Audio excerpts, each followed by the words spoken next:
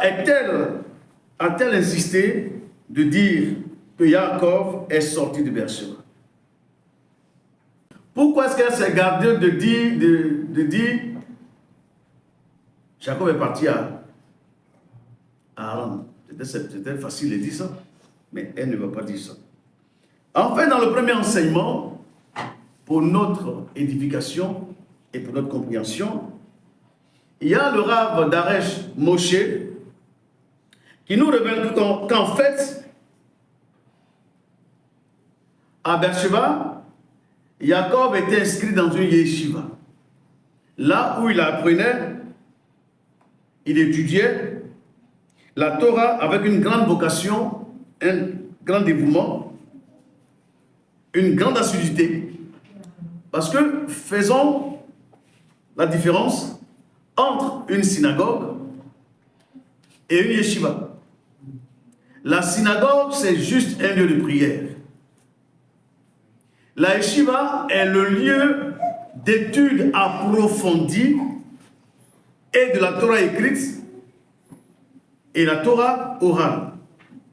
Le lieu où nous entrons dans une profondeur pour notre instruction, pour que nous puissions comprendre et connaître la pensée d'Hachem dans sa grandeur. Or, la synagogue, nous venons pour observer les prières pendant les offices. C'est des brides d'enseignement que nous recevons. C'est pourquoi il est demandé aux hommes et aux enfants au-delà de 13 ans de s'inscrire dans une yeshiva pour qu'ils aient une pleine et puissante compréhension des choses. Vous savez, tout est fait par conception et par idéologie. Lorsque vous êtes inscrit dans une yeshiva, il y a une ligne de connaissance qui est développée par rapport à tout ce qui est Torah et autres, et cela vous permet de comprendre qu'en fait, on ne sert pas Hachem pour juste servir, non.